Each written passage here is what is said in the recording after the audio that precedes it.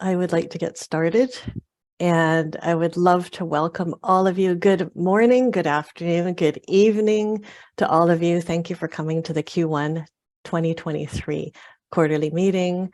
And thank you all for making time to be here. I know you're all busy. I just want to point out Sundardis is in Singapore. It's 1 a.m. his time, and he is here. It's pretty incredible. So as you know, this is our special large group meeting, and I'm so happy to be here with you. We've got a really good agenda, a packed agenda again, and a lot of people are speaking today, which I'm really excited about. So thank you so much for being in community and being here live with us. Okay, so just a couple housekeeping things really quickly that have your chat window open. I like it if your video's on, but it's not a requirement at all. And just please feel free that everybody belongs here, even if it's your first time coming to one of these meetings. We're all here, and everybody watching the replay too. I hope you feel a sense of belonging. So this meeting is 90 minutes long, and just a reminder that we keep things confidential within this meeting. So if something is said about a company or a person or something, we keep that in the meeting unless you have permission from the person who said it to share that outside of the group. Okay, so normally I start us off with a moment of quiet transition, but we have something very special today. Many of you know CLIONA MOLLOY, who is in Ireland, and CLIONA, oh, there's so many beautiful things to say about CLIONA. She is the one who looks after our Facilitators Practices Kit for our community. And CLIONA has recently developed this beautiful skill of creating mindfulness poems. CLIONA has written one about our community. Isn't that beautiful? So I'm inviting CLIONA now to share that with you. Okay, go ahead, CLIONA. Thank you so much. Oh dear, I'm blushing a little. Okay, so before we do that, before we move into the space of community, I would really like to guide you in a little practice of checking in with yourself. So just want to invite you to sit back where you are, or if you're standing, just to take a comfortable but stable posture. Closing down the eyes if that feels comfortable. But if not, just soften your gaze.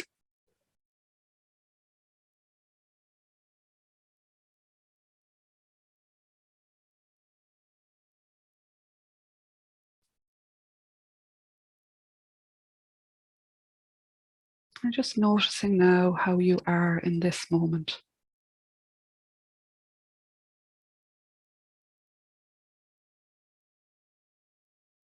Allowing yourself to become present.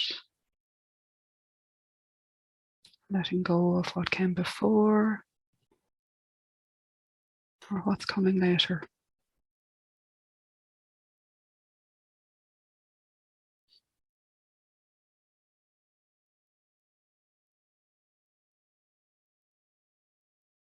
The invitation is to become fully present to whatever experience you're having right now.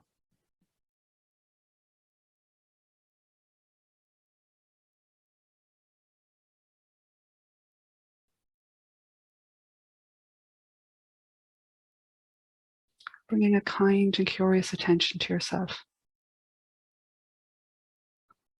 Looking inward for a moment.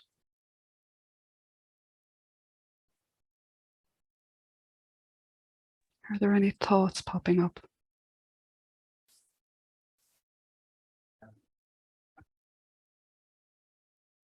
Are there any emotions coming up?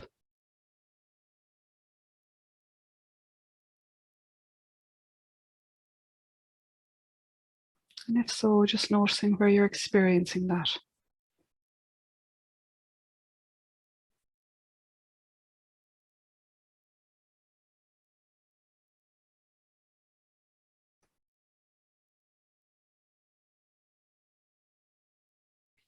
Now noticing any physical sensations.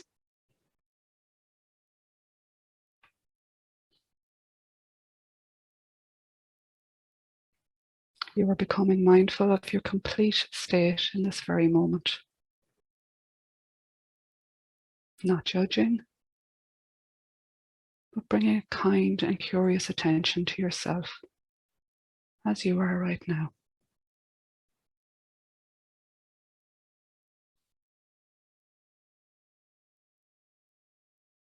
Your attention is broad, noticing the whole self.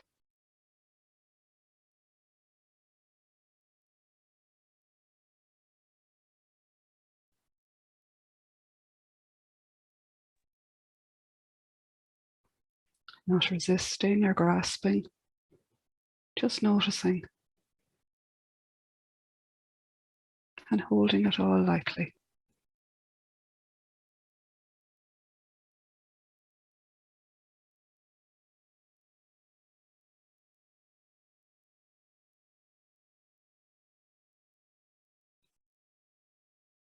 Now I invite you to narrow your focus, moving your attention away from your internal and physical state to focus on your breath. No need to change your breathing pattern.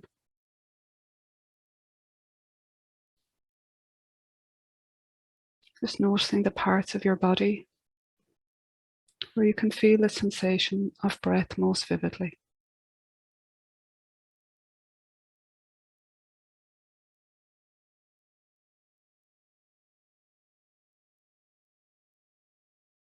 And allowing that to become the anchor of your attention for a moment.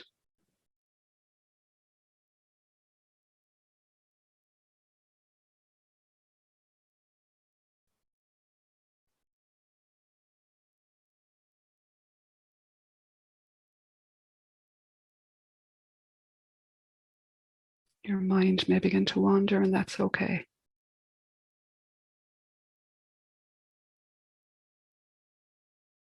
The wandering, busy mind is not an enemy. It is a natural process.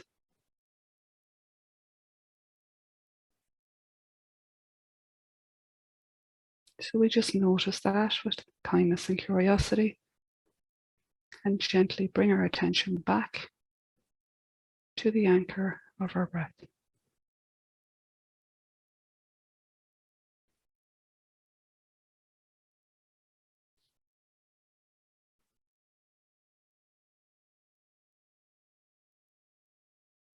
Now broadening your focus to include the full experience of yourself as a body with emotions and thoughts.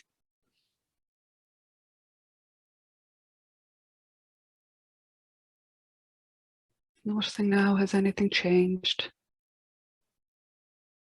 or remained the same?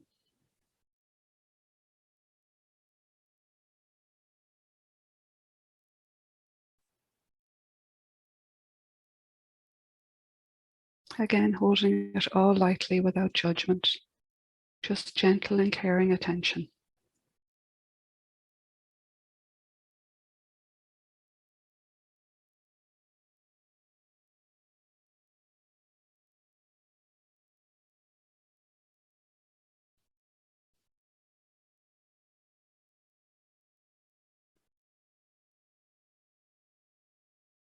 Now slowly moving out of this short practice by opening your eyes, slowly, and taking in the outer world, taking in the group, our community. And in the next part of this practice, I want to share a short poem that Wendy spoke about. And after I read this poem, I invite you to put a word or a phrase in the chat box that speaks to your experience of being in this community. A community for the greater good. Creating a mindful world together is the vision. Why we are here. A global group connected and united through the common purpose of creating a mindful world together. A constant support in building knowledge and strength, in bringing mindfulness to the length and breadth of this world we share. A sense of belonging, so far away from one another, but under one sky. Different and similar in many ways, diversity honoured, opinions valued and supported in a mindful way, where judgment has no place, only openness, acceptance, care and curiosity. And a willingness to share and learn, to be inspirators and take inspiration, enlivening our spirits, where leaders become followers and followers become leaders, for the greater good of one another and those we serve, with a full heart and a sense of togetherness in what binds us, our common goal and Wendy's vision of creating a mindful world together.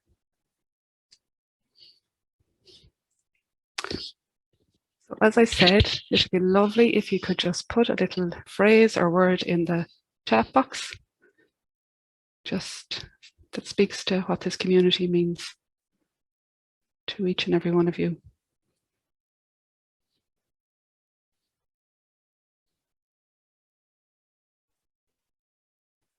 Thanks, guys. Thanks, Wendy, for giving me the space.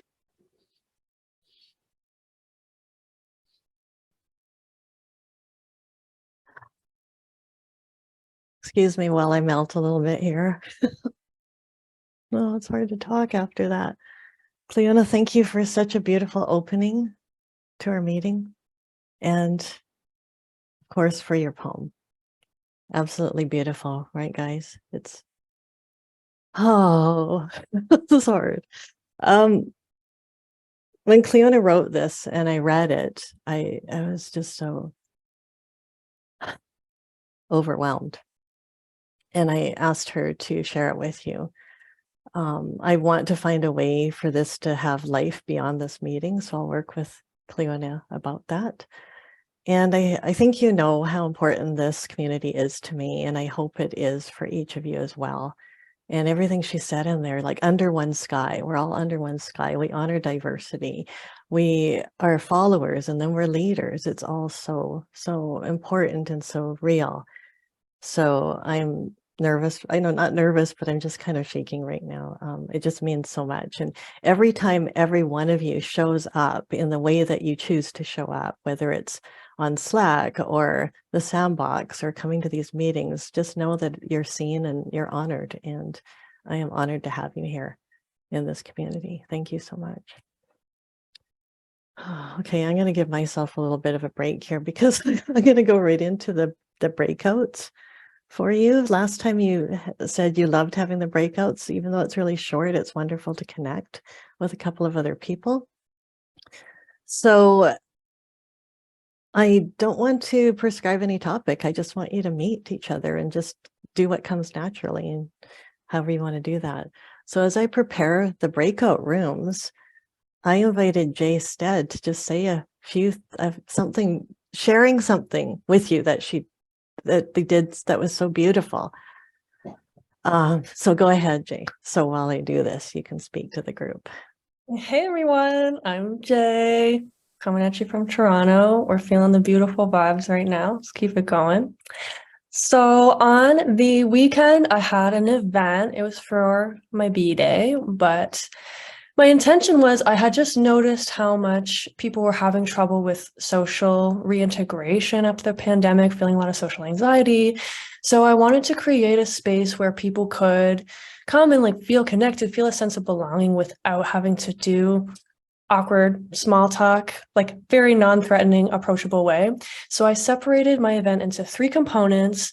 The first, I held a 1-hour meditation group, because we all know the camaraderie of meditating brings us together without even having to talk to each other. And then I had a jam session, sing along. Everyone could just sing, and that was a way to interact. And then at the end, just food and mix and mingle, party vibes.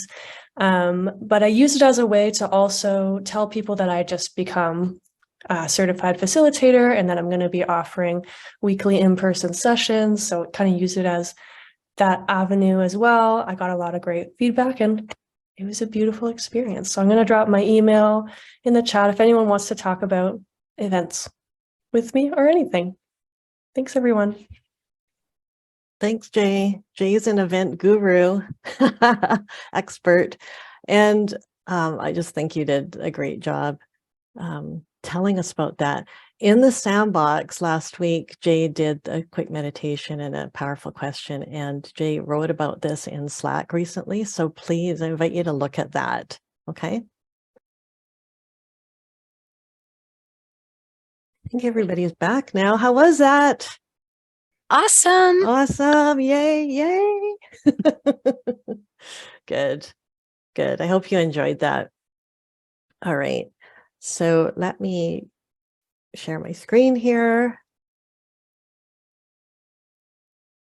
And let me do this right. Okay. Can you see yourselves?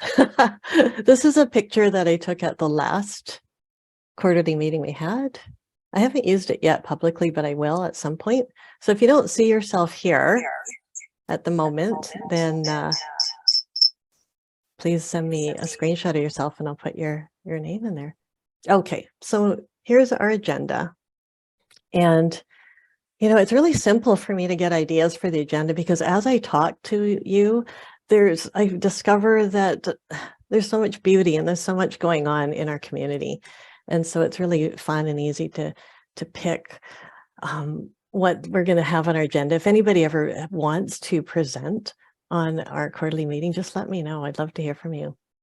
So I'm going to do some updates about TCM, and then RAMESH SHENOY is going to talk to us about yoga and mindfulness and how they're related.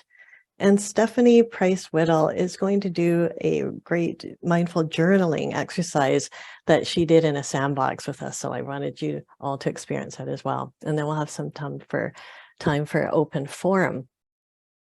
All right, so what I'd like to do is go right into welcoming the new people who have recently joined our program.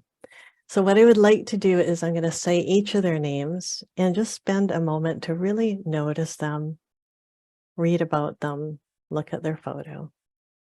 So I'd love to welcome Christina Peterson, Karen Krish, Dr. Reese Dallimore, and Sophia Pirani. So welcome, welcome. And recent certified facilitators, we've got Frankie Foley, Jay STEAD, Jennifer Morey, and Melissa Senek. So wonderful, yay. So I wanted to do a quick overview just to show you about all the different things we've got going on in our community. And those of you who have been here for a while can see the growth in numbers, but also the growth in the features and activities we're doing as a community. Much of this didn't exist in the first few years that I was running the program. And through the kindness and generosity and a lot of you kind of putting your hand up and saying, hey, Wendy, I've got an idea, or I'd like to be help you out or be a host on something. That's how this all came about. And thank you so much. So of course, we've got our quarterly meetings. You all know about the practice sandbox, and those are going so well. Thank you to Karen Anzai, Margaret Ham, and Mayan Ng for being hosts.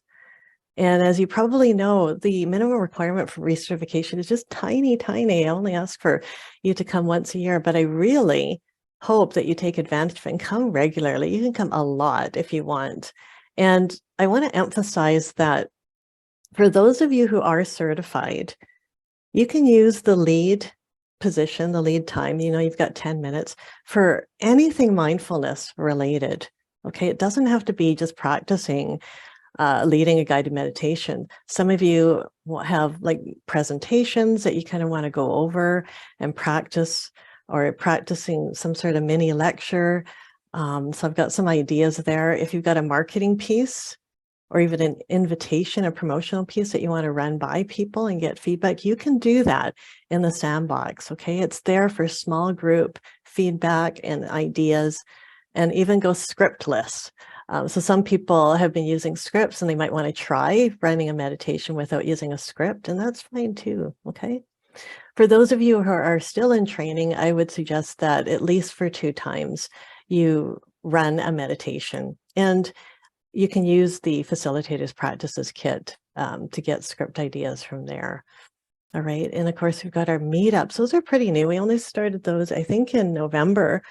And meetups are a chance to have focused discussion on one particular scoped topic.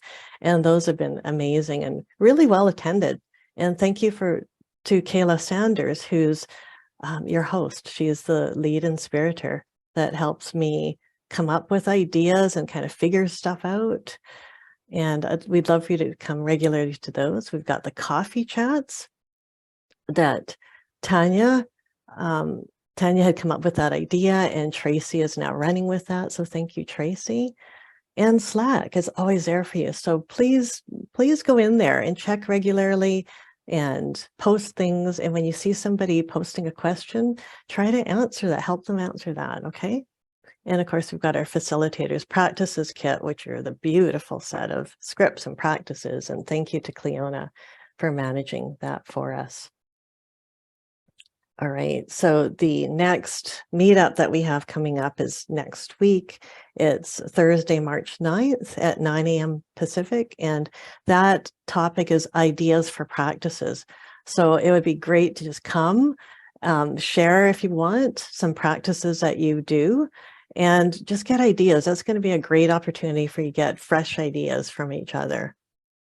Okay, so moving on, I have an announcement to make. And the Calm Monkey is now listed as a training partner on mindfuldirectory.org. So can I hear from you in chat? Have you heard of mindfuldirectory.org? It's pretty new-ish. No, bunch of no's, not yet. I think so, maybe. No. Okay, interesting. Yeah, it is pretty new. And the listings on there are growing. Basically, Mindful Directory is in association with Mindful. So mindful.org, Mindful Magazine. And if you don't know about Mindful, like mindful.org and Mindful Magazine, it's something to know about, okay? It's been around forever, like not forever, but not for millennium. But it's been around very early in the whole mindfulness field. And mindful.org is a great resource for you and for you to share with your participants. It's aimed primarily at the end user, like the practitioner, to learn mindfulness and get tips on mindfulness, okay? So Mindful Directory is in partnership with mindful.org, and I listed the Calm Monkey on there. There are different categories. I won't go into it too deeply right now, but there's different categories of how one might be listed there: as a training partner, as a teaching partner, as professional partners, and you can read about the difference there on their website, and as an individual teacher. So what does this mean to you is that because I'm listed as a training partner now, the people in the community, you, can get registered as a teacher, and they charge $200 to $300 US annually. And you can get a discount by typing in that discount code, Calm Monkey 15%.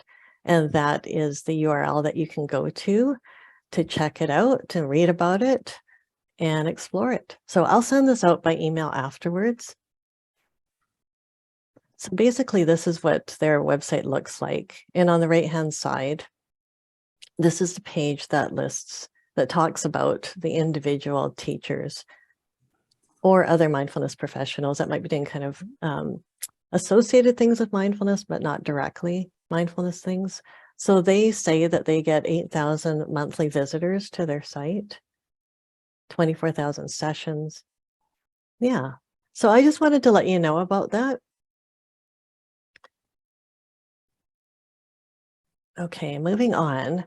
I've mentioned this to you before, and I apologize for doing it again, but it's just a couple of clarifications I need to make, I think. So this is a course I did for the Great Courses that also appears on Wondrium, which is their streaming version of the Great Courses, and audible.com, which is okay. I don't think it's as good of an experience if you listen audio only, but because it's a pretty new listing, they're trying out different titles. So it's also called sometimes Transform Your Work Life Using Mindfulness. I want to thank all of you who have already looked at it and put a review on the course. I really appreciate that. But I do have a humble call to action that if you haven't done it, I would suggest viewing the course, because you will pick up things for your toolkit for when you're helping other people. And please write an honest, objective review. Okay. And tell others about it. That would be amazing. So it appears on these 3 platforms, but as I mentioned, I think the Great Courses or Wondrium is a way to go. All right. So I do hope that you can do that for me, because I would love to have more reviews on there. Okay. So on to the next topic. This is kind of interesting. You probably saw this on the agenda. So as you know, the Calm Monkeys program is all built around being secular and workplace friendly and evidence-based. And this is intentional because we want to make sure that in a work environment especially, that we offer it in a way that is open and welcoming to everybody, regardless of what they may or may not believe spiritually or religiously, open to all. But I also know that some of you may or may not have, spiritual or religious practices yourself. And when I first started creating this program way back in 2014, the Facilitator program, and I was talking to a friend of mine, and he said to me, Wendy, how can you offer a program like this in a secular way when meditation is inherently spiritual? Aha, right? So some of your ears might be perking up. And I've had this discussion with a couple of you, and I thought it might be super interesting if we offered an opportunity to have a discussion on non-secular challenges. This would be super tricky to scope, to be honest with you. I would make sure that it would be done in a very non-judgmental way, but I want to make it valuable for you as a facilitator, perhaps if you were challenged by this from some people. So I just thought it might be really interesting to have this. So I'm going to call upon Kayla Sanders now to continue on with this and get your feedback on this. So Kayla, if you could go ahead and. Yeah, thanks, Wendy. So as you can see, here are our initial thoughts of what we can discuss in a meetup. Firstly, how can facilitators respond when challenged with, isn't mindfulness meditation inherently a spiritual practice like Wendy mentioned? And how can this truly be secular? And the other thought we have is, if you have personal beliefs and practices that are spiritual and or religious, how do you reconcile within yourself to lead a secular manner and, quote, keep a lid on it when you're facilitating in a secular manner? We think this is a very important topic, but we want to see what your interest is. So if you could just put in the chat, yes or no, if you would be interested in this topic of non-secular challenges for a meetup. Great. Looks like we're starting to get some interest, Wendy. So I'll turn it back over to you. Thank you, Kayla. Let's keep it going. There's more yeses coming in. Nobody says no yet. It's okay to say no too. Patty. Yeah. Well, that'd be awesome. Okay. Yeah. Kayla, I think we're going to do it. I had a feeling this one would be a popular one. Yes. Yeah, I think so too. I think so too. I just had this conversation with Dr. Reese Dallimore the other day, who's new to our community, and he was asking me about my personal situation. And I do have spiritual beliefs and practices for sure. And he says, well, Wendy, when you're facilitating, how do you keep a lid on it? And I laugh so hard, and I go, that's why I put that on there. I think people understand what we mean when we say, how do you keep a lid on it? If you have deep practices and beliefs yourself. Okay, so I would like to go on with our agenda here and talk a little bit about let me start again. I'd like to talk a bit about the categorization of meditations. Because over the years, I've looked at it for this, you might have as well, for, how do you categorize the different kinds of meditations out there? And I kept seeing sort of different ways of doing it. There's lots of articles and websites that attempt to do that. And please know that there is no universal standard out there. So if you're kind of unsure about it, that's totally okay and normal to feel that way. And also, we see it a lot, and I do this myself, that we mix different meditation styles, right? So you might kind of start a meditation with a bit of a mindful breathing, and then you might go into something like a guided visualization if you are maybe not doing this in a work environment. And then you might end with loving kindness. And of course, in the course, I say, don't overdo it. Like, don't mix a whole bunch of different things in there as a good practice. But anyway, it kind of makes this even more challenging for categorization. So what does this mean for facilitators? I think it's good to have some understandings of the different types of practices, even though categorization isn't perfect. And we don't want to convey incorrect information. Okay, so for instance, I think it's a good practice that if you're saying, okay, come to my mindfulness meditation program, and then you start doing a bit of guided imagery. Of course, that's up to you if you want to do that. But I think it's important to communicate to your audience what you're doing. You can say, we're going to do a meditation. It's going to be including a little bit of guided imagery, which isn't necessarily mindfulness meditation, but something like that. I think it's just important for you to understand what you're doing. So I'd like you to consider that although there's lots of really good research studies out there, the way I look at it is it's a data point. This study is a data point. This study is a data point.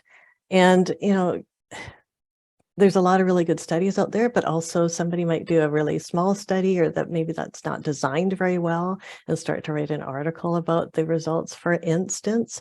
So I would just recommend that you see it as a data point and use your own kind of common sense and take into consideration who your audience is and what might be best to offer them based on who your audience is. Or if you don't know the audience, then you keep it pretty general, right? So hopefully the next few slides will help you with that. And always, always apply your knowledge of trauma, sensitivity, and neurodiversity in everything that you do. So Dr. Richard Davidson, a lot of people call him Richie Davidson, is quite a prominent mindfulness researcher. You may know of him. And I suggest that you take time to go to his website and get to know him a little bit. And he's written a really good book called Altered Traits, co-authored with Daniel Goleman. So Altered Traits is basically talking about the results of their research studies of how mindfulness changes the mind and the brain and the body. And he also has a documentary that was done a long time ago called Free the Mind. And I loved it. So if you ever get a chance to watch Free the Mind, he does studies, mindfulness studies on inmates in prisons, as well as young children. Okay. So even people like Richie Davidson has had to backpedal a little bit because as research happens, new things are discovered. So really briefly, this is what Richie Davidson considers the two categories of mindfulness meditation. The first being focused attention, right? So you all know about this. It's when you're focusing on a particular object and you keep your concentration on that object, and when your mind wanders, you bring your focus back. So there's some examples there, and it can be calming. So what he's saying is that it can be good for anxiety and stress, but perhaps not as good for depression. Okay. And open monitoring is a second category. So this is when you invite this open awareness to monitor and notice whatever comes up in your awareness. So it could be internal, it could be external things like noticing traffic sounds and walking through the forest and hearing the birds and things like that. So a moment-to-moment awareness of what's going on around you. And this can be seen as arousing and active. So because of that, they're saying that it could be good for depression, but maybe not so good for people with anxiety. So isn't that interesting? So that's good for you to know about. And what I want to do is talk about, I thought this article was well written. It's very high level and broad, but well written by the Mindful Society Global Institute, so MSGI. And just a reminder, this is the organization that I do have a collaboration with.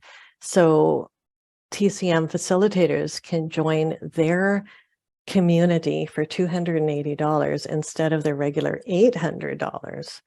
Okay, so here are very broad categories of 5 types of meditation. The first one is mindfulness meditation. You all know about that. The roots are in Buddhist psychology, and Jon Kabat-Zinn and Thich Nhat Hanh seem to have had, really big impacts to get this recognized. And it's about the quality of awareness, and practices include all the things that we do here in this community. So the next one is compassion-based meditation. Again, the roots of this come from Buddhist psychology and aiming compassion to ourselves and others. And this is where loving kindness meditations falls into mindful self-compassion. Movement-based meditation. So when we talk about mindful movement, that would come into this category. And this is about focusing on body sensations, stabilizing the mind, and it can be any movement at all. And when I run mindful movement sessions, it can just be, something like this. And this is a nice little thing that Elizabeth had shown us in the sandbox. So Qigong, Tai Chi, any kind of movement, walking, running, that can be called a movement-based meditation. The next is mantra-based meditation. So this is when you have a specific sound or a phrase that you would repeat over and over again, whether silently or verbally, or maybe you're listening to it. And, simply put, this is super high level, and each one deserves to go into a lot more detail, but this is really quite often for focus, really deep focus, and perhaps also the transformation of consciousness. Okay, so that's when you're repeating sounds and words. And the last one is visualizations. So this is all about imagery for a specific purpose, and often using metaphors like seeing a tree in front of you and merging with that tree and feeling your roots go into the earth and feeling the sun above you and things like that. Okay, so visualizations can be used for so many different things. So my suggestion is to take time to reflect on what practices you're doing with audiences and make a conscious decision about what you're doing with them that might be best for that particular audience, and always communicate what you're offering to those participants. Okay, I'll pause in a moment to invite questions and comments. And when I sent out that email a couple of days ago, Teresa McKee had kindly emailed me a handout that she uses when she gives out to her audiences. And she's got the different meditation categories listed with a really good description of each. So thank you so much, Teresa, for sharing that with us. I will email it out to everybody, and I really appreciate that. So let me just stop the share here. And I'll just stop and invite any comments or questions. If anybody wants to unmute or type in chat, you're welcome to do so.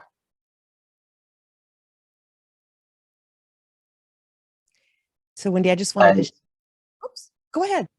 No, ladies first.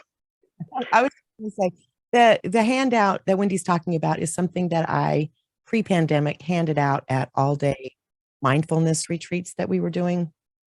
And I just wanted to share that a lot of people have, very specific ideas about meditation being just one thing. And so it prompted a lot of conversation and gave people options. So please feel free to use it however you want. Thanks. That's very generous, Teresa. Thank you. And My comments are along the lines of what Teresa was talking about. Like 25 years ago, when I was exploring all of this, I realized that different meditative practices actually work on different parts of the brain, different parts of the body, different emotions, and different systems. And so in English, we only have one word, but if you go to certain traditional languages, they have multiple words to describe the range of meditative practices. So that's an important distinction to understand. And different emotions also change and impact the different biochemistry. And I wrote about that 20 years ago when I was doing some research. And different meditative practices actually impact specific nerve pathways and emotional states and biochemistry, and there is enough documentation on all of that. So I'll be happy to give a slight overview of articles if there is interest in that. yes, and Dardis, if you've got anything like articles that you want to share, yeah, please feel free to email me or post it into Slack. You've done a lot of research in lots of areas, so thank you for that. Okay, sorry. So let's move on. I would love to move on now to turn it over to RAMESH SHENOY. He's going to talk about yoga and mindfulness and how they're related. He's been a facilitator here for a couple of years now, I believe, and these definitions have changed over the years, and what we know it today isn't really necessarily what it was created as. So Ramesh, you've got up to 20 minutes to do this. You can talk for 15 minutes and maybe leave some space for Q&A. Okay, Thank you. So go ahead. Thank you so much. Thank you, Wendy, for the opportunity. And this is a nice segue when I'm looking back, like the session, the way we started with CLIONA and the thoughts she shared in the poem, and then the last session that we shared, how we ended. So my object, let me share my screen. I was curious, like, what does yoga, how many people are familiar with yoga? And then what does it mean for you? If you can feel free to share in the chat.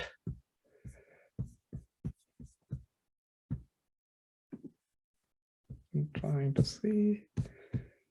My objective here is like, let me go. Here is brief background about myself. I love doing yoga. I've been practicing yoga for more than 25 years and on a daily basis. And I like doing yoga outdoors.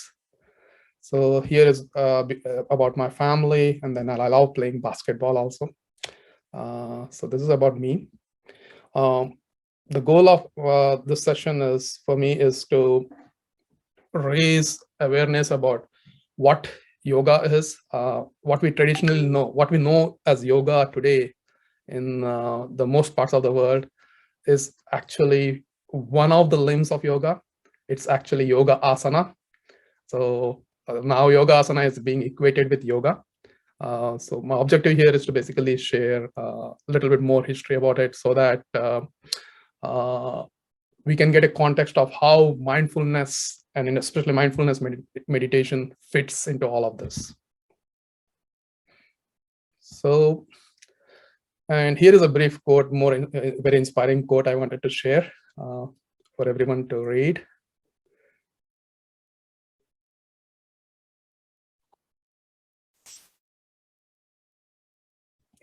Next.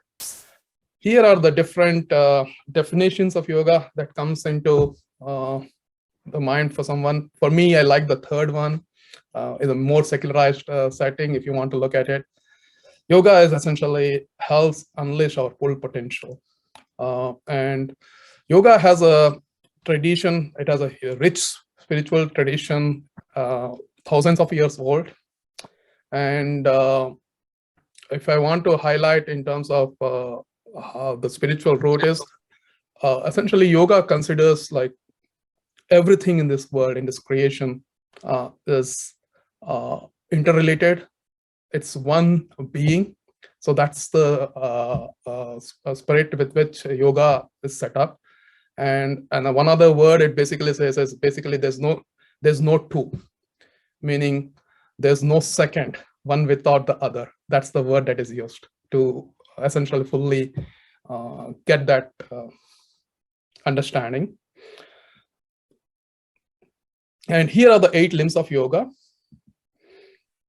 And the reason it is called 8 limbs is because imagine a table. I'm using my hand to show the table. But here in this case, I have only 5 legs. But imagine you have a table with 8 legs. And if you're working on one limb and trying to raise your capability in that, right? Automatically, you see once you're trying to get one limb up, other limbs automatically try to shoot up. So that's why it's called as 8 limbs. And in this, if you notice, meditation is actually one of the 8 limbs. So, and they are here, like in the last 4, there are different flavors of meditation, but there are different states within that. So that's how it is linked, yoga and meditation. So let me start with what yama. Yama is basically moral commitments or constraints. Like, for example, do not steal, do not lie, things like that. So that's what is yama. Yama is don'ts in or moral restraints or ethical restraints one commits to follow. Niyama is essentially do's. Like, for example, cleanliness, being content, showing enthusiasm in whatever we do. So they are basically like do's. So that's what niyama is. And asana is what we traditionally know, now we know as yoga. Yoga is actually what we know as yoga today is actually yogasana. It's only one limb of that. And the reason I'm sharing all of this is essentially, it is said that if you follow all this aspects of yoga, all these limbs of yoga, if you try to grow yourself, your competency, your capability, when you do meditation, your experience is at a much deeper level. So that's the reason I'm bringing it up, and I wanted to have this session. Any questions so far at this stage? Again, okay, I will move forward. And essentially, that's what I said. This is basically a step-by-step approach for unleashing our full capability and potential. And here in this context, I wanted to share a little bit about pranayama. Pranayama is one of the limbs. And just as we use yoga, yogasana for preparing our body, pranayama helps calm down the mind. So if you go, like typically when you do meditation, in a guided meditation, we are trying to get through in a way to one thought state.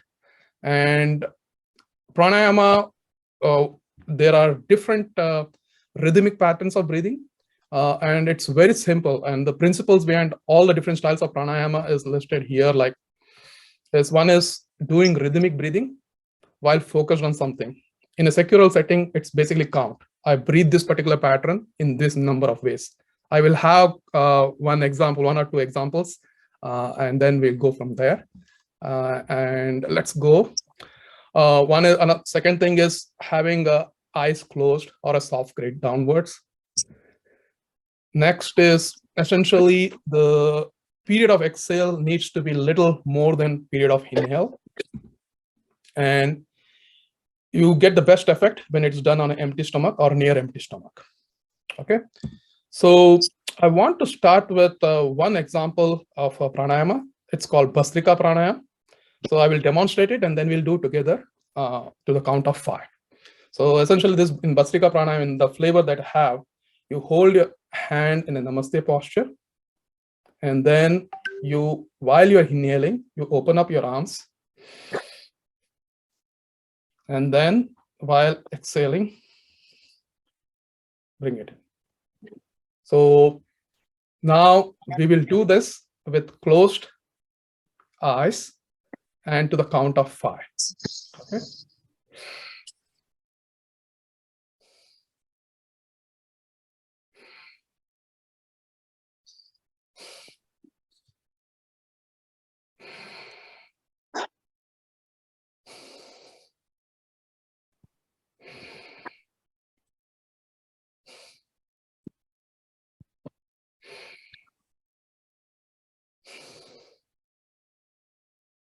All right.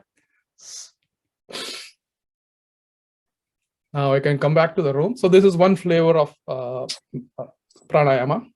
There are several other flavors of pranayama. In the interest of time, I want to do one more and then move on to the next slide. So this is called Brahmari pranayama. And in Brahmari pranayama, essentially you are producing the sound of a bumblebee. What you do is you close your ears, then eyes, then lips closed, and then you produce a sound of a humming bee. So I will demonstrate it once, and then we'll do it together to the count of 5. And one of the things you do is you inhale through nose, fill up your belly and mouth with air, and then when you're exhaling, you say that humming sound and then exhale through nose. So I'll demonstrate it once.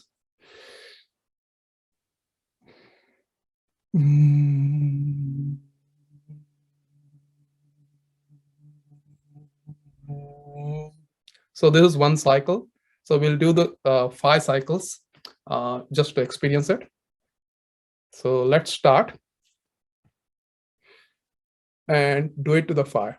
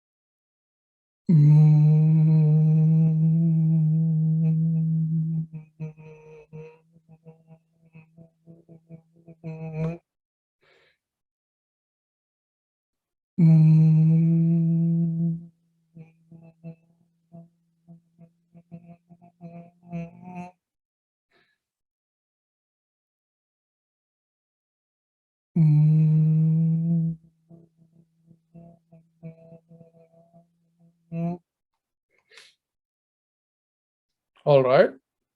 So this is basically flavor of 2 different styles of pranayama. In fact, there's another one like while walking yoga, right?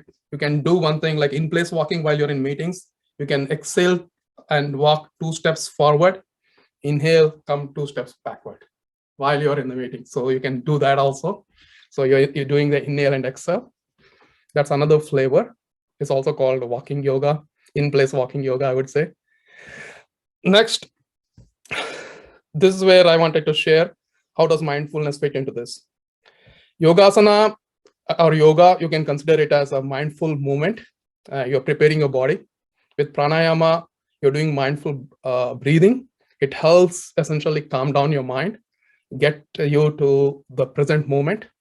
And then with mindfulness meditation, right, it's essentially about letting go about the past or what is coming next after this session, and then being one with whatever is arising in the moment. So that's how, in fact, yoga asana, when you're doing yoga asana or pranayama also, the expectation is if you let go everything, create a space in yourself where you let go everything deliberately. Imagine everything is on the parking lot and you're just in the moment. If you do with that approach, your experience of doing yoga, pranayama, and even mindfulness meditation will be much deeper. So I'm looking at the time. I think we are running out of time. I will just skip the slides.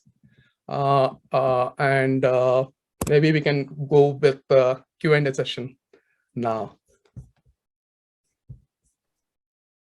Ramesh, thank you so much for doing this. And I apologize. I spoke longer than I thought I would, so I'm sorry that it cut into your time because I believe you have to leave soon, right? No worries. no? I can be there for a few minutes. Can you? Then, okay. Yeah. So anybody, do you have any comments or questions for Ramesh and what he talked about?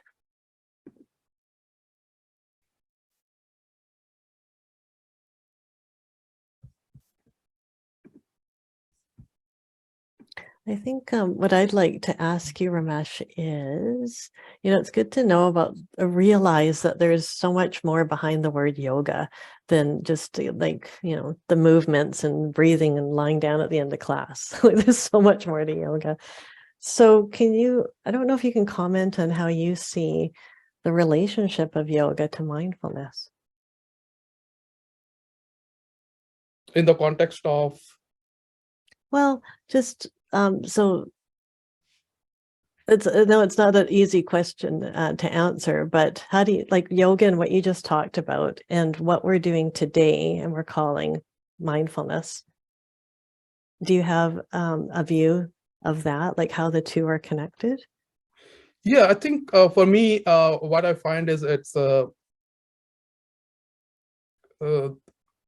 essentially a natural progression in terms of like how you want to experience this both yoga and meditation at a deeper level. That's the connection I see.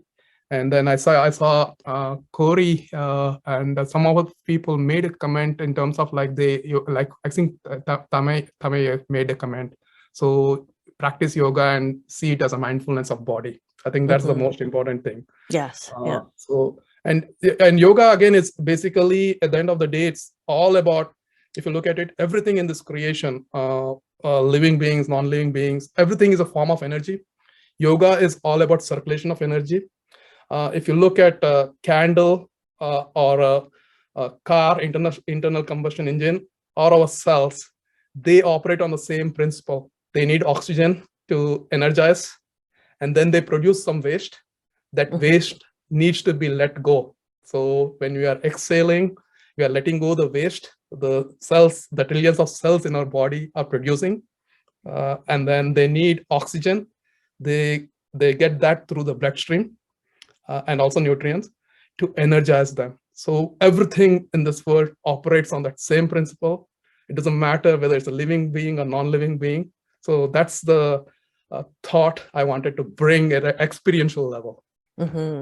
Okay, thank you so much. Any other comments or questions for Ramesh? No? Okay. Thank you so much. And I'd like to move on. Thank you, Ramesh. Thank you. Thank you all. Grateful to you for doing that. Yes. Okay. And Stephanie Price-WHITTLE from Dubai is going to share with you what she shared with some of us in the Sandbox, our mindful journaling exercise. So thank you, Stephanie. You can go ahead and do about 10, I think 15 minutes might be good too. So I'll just leave it to you what you'd like to do here. Okay. Okay. Thank you. Thank you so much, Wendy, for giving me the space to do this. And hi, everybody. So before I get into it, I'd love to just check if we can use the reaction button. If you can just give me a thumbs up to how many of you have had some experience with mindful journaling before? Just give me a show of thumbs. Thumbs up. Yeah. Okay. A few. Okay.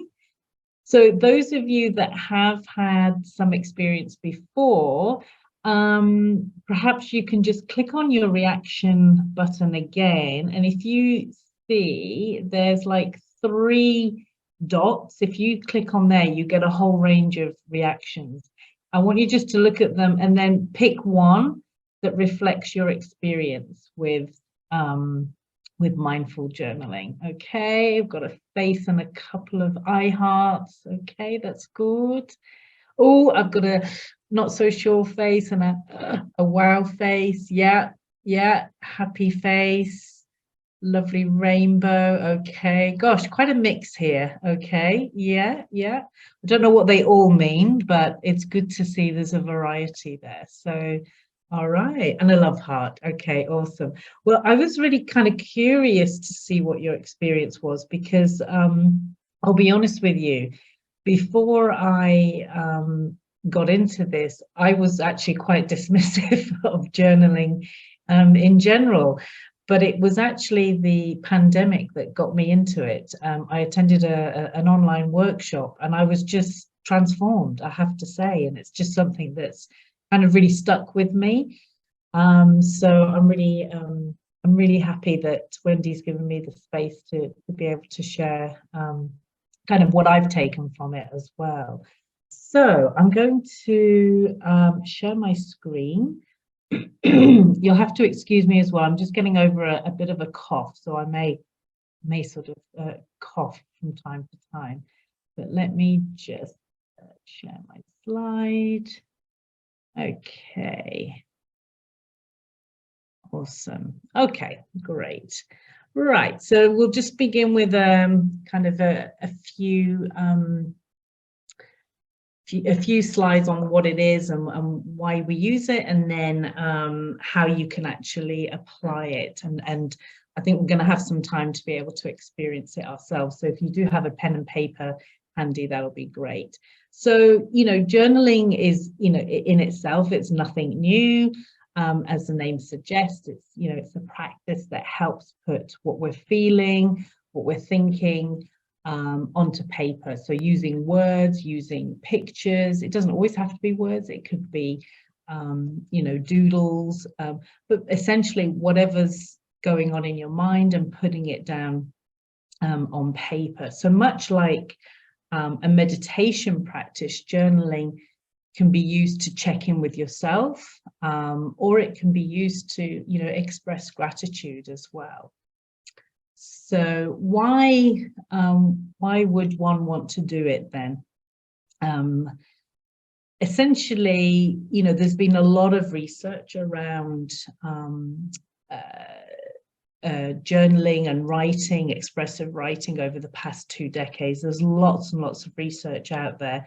I have compiled a few really interesting ones, which I'm happy to share afterwards. But basically, there's a very strong link between mental and emotional health benefits with expressive writing, and it can really help to kind of heighten our awareness in the moment. So much like what we would do in a mindfulness meditation.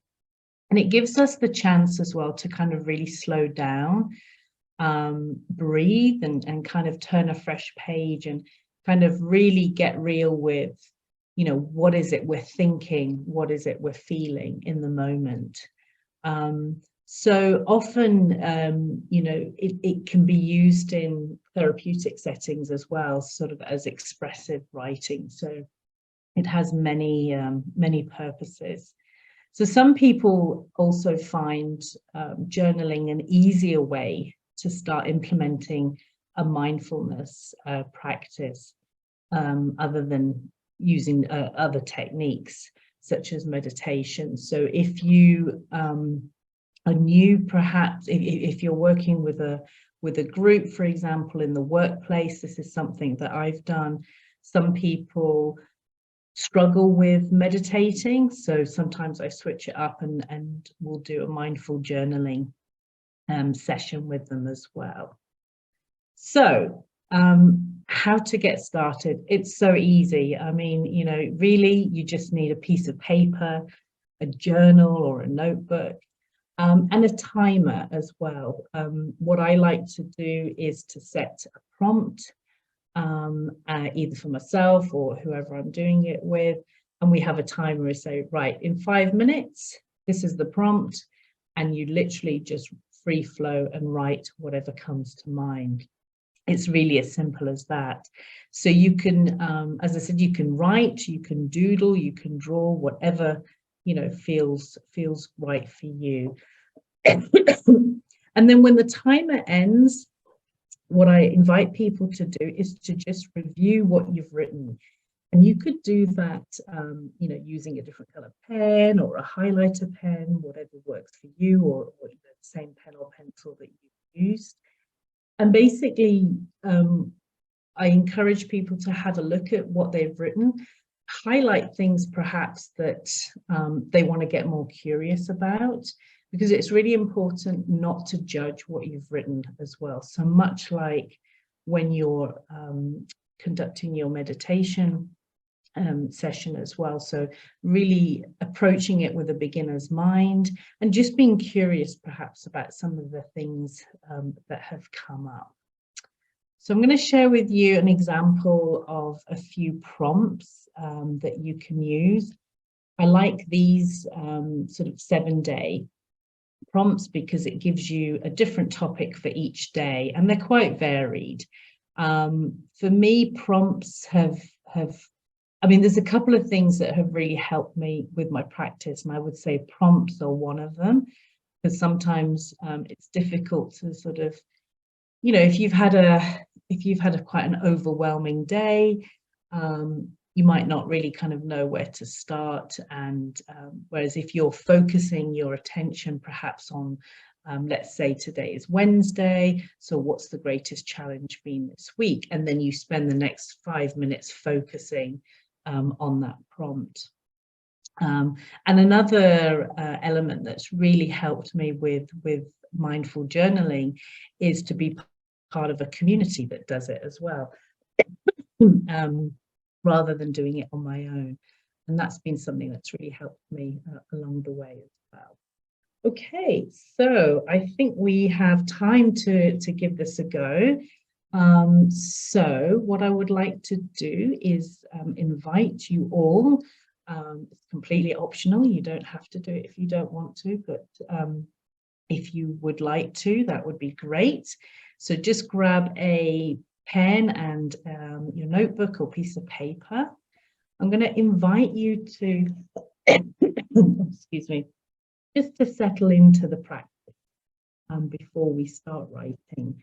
And to do that, I'd like you to just sit in a comfortable position. So perhaps just drop your shoulders, perhaps lower your gaze. And just take a moment to take in a few deep breaths.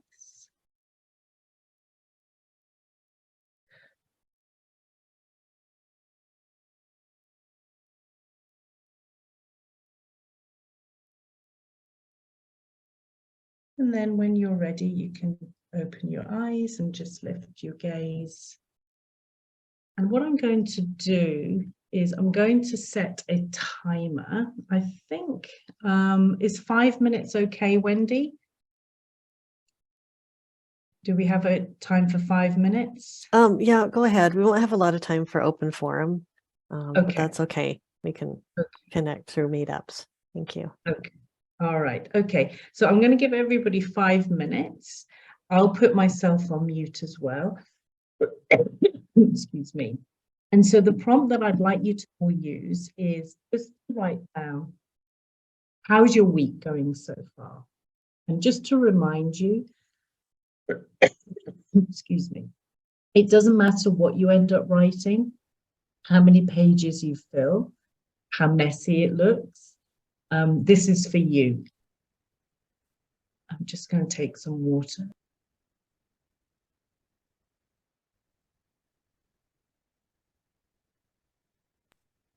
Okay, don't judge yourself and approach it with a beginner's mind. So I'll start the timer and you've got 5 minutes. There we go. I'll just put the prompt icon as well.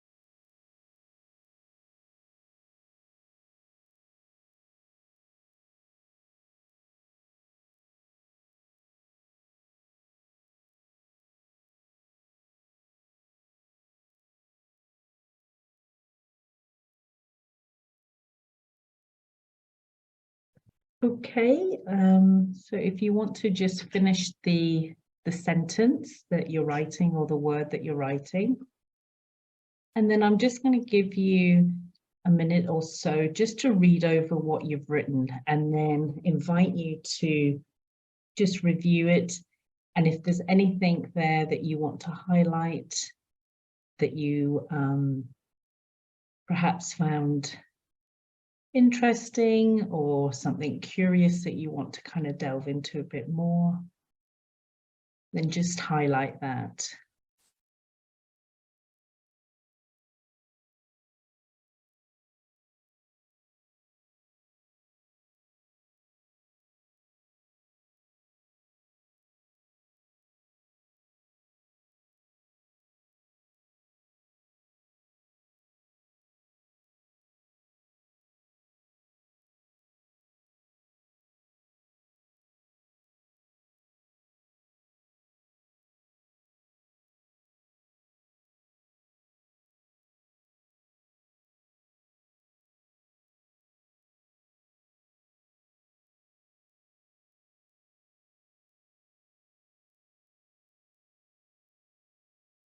Okay, all right. So I hope you enjoyed that experience of mindful journaling, even for a brief time. If you're interested to know more about how to how to get started, what sort of prompts to use, and also kind of joining any mindful journaling communities as well, I've put some links there. And I think, Wendy, will you share the presentation with everybody, or shall I put it in the chat? Oh, yes. Yeah, everybody will get the replay. Okay, Yeah. fantastic. Okay. Great. All right, so I've put some resources there. So Yeah. Great. Thank you very much. Thank you, Stephanie. That was good. That was good to do. Wow, for me, I had stuff all over the board, like really sort of positive things and then things that were really bothering me. And it's amazing what comes out. A lot comes out. And thank you. You did such a beautiful job explaining that. And you got through it, even though you had a little bit of a cough. Yeah. What did you guys all think of that? That was the best experience I've ever had journaling. Having that prompt was so good. So thank you, Stephanie. I really appreciate that. That's great. Thank you, Mary. Yeah, I think maybe one of the reasons why I struggled with it in the past was because I just didn't know where to kind of focus my mind, and those prompts and they can be, they can be anything really. So yeah, thank you. I'm glad you enjoyed it.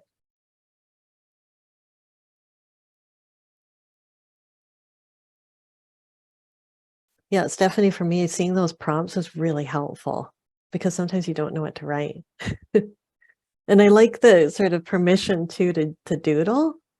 That was good. Yeah, did anyone doodle? Did anybody? As well as I could. Fantastic. As well as I could. I put my happy faces and sad faces. Oh, that's awesome. Yeah. Awesome. Okay, thank you, everybody. Thank you, Stephanie and Ramesh and everybody else who spoke today. We just have a couple of minutes left, but I want to open it up. Does anybody want to unmute and say anything at all? Any comments or but anything?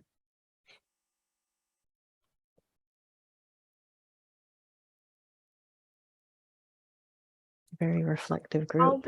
I enjoyed today immensely. Oh, good, Jeff. Thank you. Lucille, what have you got to say? Sorry, Jeff. I hope I didn't cut you off. I think that was Jeff. You okay?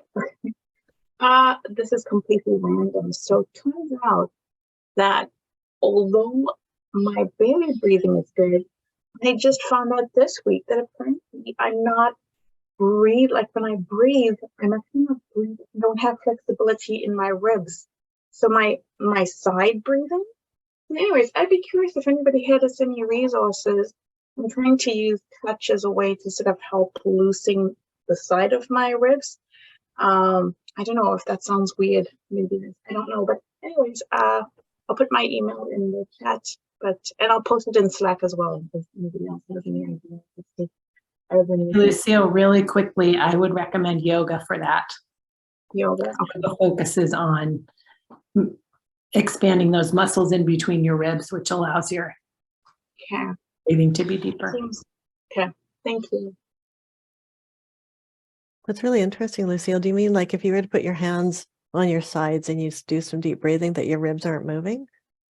Not enough. Because I just went to the physio, something else, and she asked me to breathe on the side. She's like, you've got all the expansion through the front and the belly of the abdomen. She's like, but you're like really stuck in your ribs, like on this side, but you're not. Yeah. So anyways, I'm something. That's really interesting because I don't know what's normal and what's okay, really. But Mary, you're saying if you stretch out those muscles, then they can move more? A lot of yoga classes really focus, I mean, they focus on the breath and expanding the breath. And then there's also asanas that focus on expanding and helping to create some movement and space in those muscles between your ribs that allows them, allows you to breathe more deeply and widely. Okay. Great. I know, I don't know if I know whenever I do yoga, they talk a lot about belly breath, and in Pilates, they talk much more about the lateral breathing, which is the rib cage. So if you looked at any of the breathing for Pilates, they'll show you how to do a lateral breathing. I'm terrible at belly breathing, but I can do lateral because I've done Pilates more than yoga. So I don't know if that helps, but I do know that Pilates is all about the lateral breathing and opening up the rib cage. So thank you, Mary, and thank you, Deborah. That's really helpful. And that makes, because I think maybe some of the yoga classes I've been to focus more on the belly side, and maybe it's just I haven't exposed to the. I know I definitely haven't done Pilates, but I haven't been exposed maybe to some of the classes you were mentioning, Mary. They have kind of. It's also concerned with the core muscles. There are many people who actually think they're breathing deeply, but they're just breathing up here. They're not breathing down here. So it's about breathing. Belly breathing doesn't do lateral. Lateral and belly breathing are two different breathing techniques. They're both useful. And some people just do belly breathing, but they don't understand they're not doing lateral. So that one is about developing core muscles and the musculature and the technique. So it's either Pilates or yoga. Okay. Well, there's just a few of us left. I know that we're at time and that you all have other things to do. So why don't you unmute and just yell out, say what comes to your mind, or say goodbye. And I want to feel that energy. thank you. Thank you. Bye. Thank you, Wendy. Thank you, everybody. Bye. Everyone. Bye. Bye. Good to have you here. Appreciate you all.